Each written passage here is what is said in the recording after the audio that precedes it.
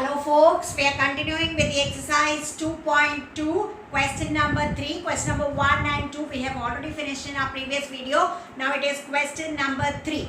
The question number 3 reads like this. Verify whether the following are the zeros of the polynomial indicated against them. So we have to check whether the given points are zeros or not. How do you get to know if it's a zero? Whenever we apply p of x with a given value of x, suppose say if the polynomial's value becomes 0, then it will be the 0, otherwise not. So in cases where you get p of x equal to 0, at those places that x can be called as a 0 of the polynomial. So let's right away go to the exercise. The first subpart reads p of x equal to 3x plus 1. It's given to us that p of x is 3x plus 1. They ask us to check the value at x, the value of x is minus 1 by 3. So let's check what happens at minus 1 by 3. Therefore, p at minus 1 by 3. Wherever x comes, we are going to put the value, substitute the value minus 1 by 3 and check what happens. 3 can cancel each other. Minus 1 plus 1, we get the value as 0. The question is to check whether it is a 0. Yes, it is a 0. Why it is a 0? Because you are getting the polynomial's value as 0. The p of x value, if at all it becomes 0, then your given value of x is a 0 of the polynomial, and that's a question. You have to check whether it's a 0. So it is a 0 in this case. So therefore x equal to minus 1 by 3 is the 0. That's what the question says. Whether it is a 0 or not, we are supposed to check. Let's go to the second subpart, which is p of x equal to 5x minus pi. This is the polynomial given to us, and they are asking us to check the value of x equal to 4 by 5. Let's check how that comes. Let's check p at 4 by 5. P at 4 by 5 means wherever x comes, they are going to put the value, substitute the value 4 by 5 and check what the answer comes up like. So it is 5 into 4 by 5. That means value instead of x, we are substituting the value 4 by 5.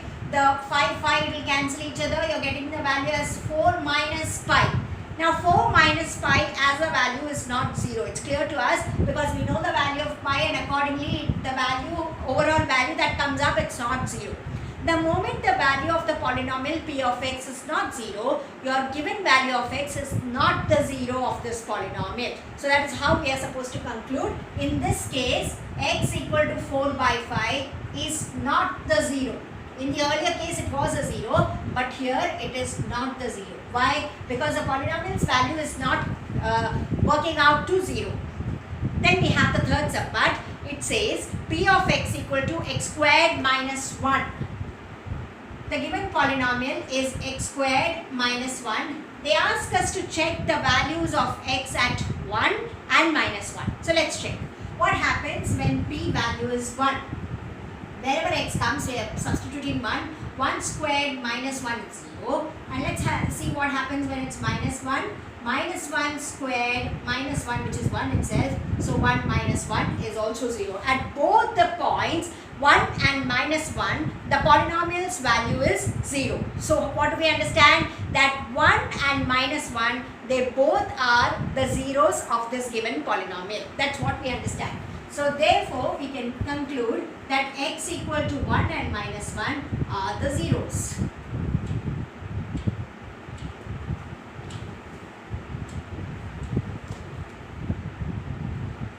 Next subpart, they give us a question, p of x equal to x plus 1 into x minus 2.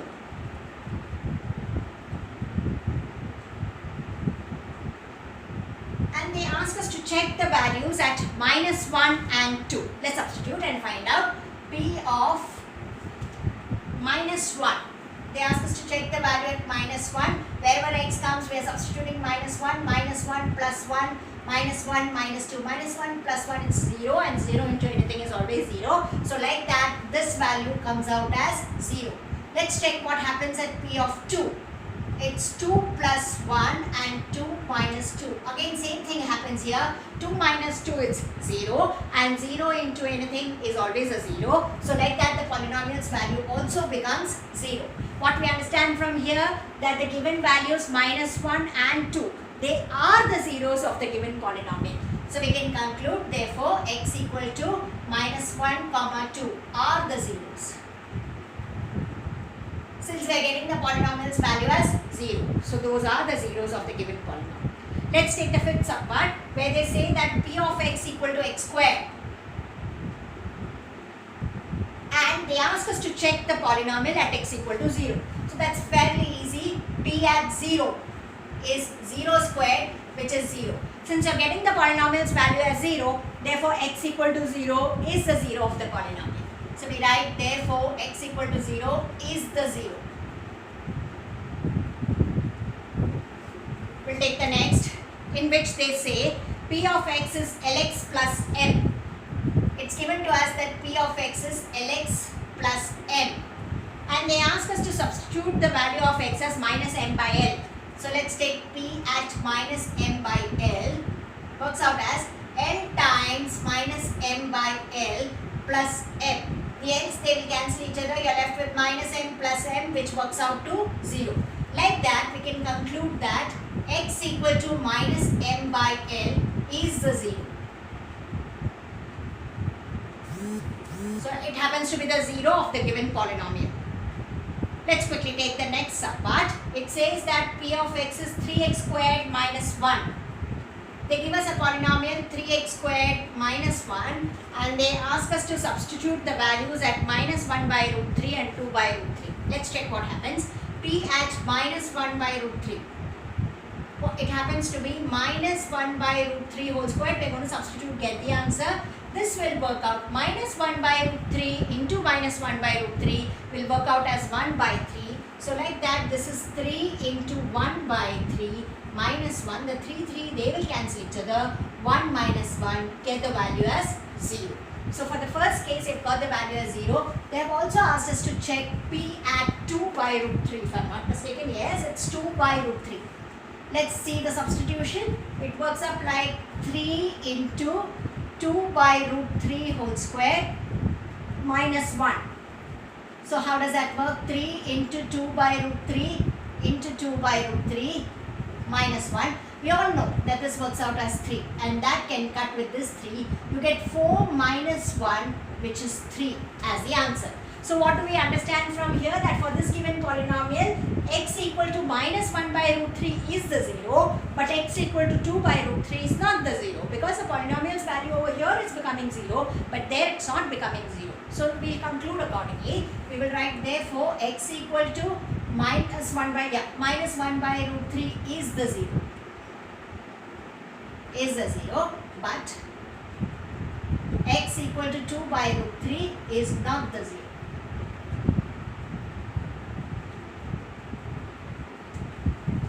And that way we move to the 8th subpart where they give us p of x equal to 2x plus 1. And they ask us to substitute x as half and check what the answer comes up. So p at half, where x takes the value half, 2 into half plus 1. 2 and 2 can cancel each other. 1 plus 1 is 2 and not 0. It's not 0. So that is the reason why x equal to half will not be the 0 of this given polynomial. Therefore, x equal to half is not the 0. So in the previous question, we have seen how to find the value of the polynomial. Since you have now understood how to find the value of the polynomial, you are using that concept to check the 0, whether the given value is a 0 or not. Whenever the polynomial's value becomes 0, that particular value of x becomes the 0 of that polynomial. That is what we have checked in this question. In the upcoming question, we are going one step further and that we are taking up in the next one. Thank you.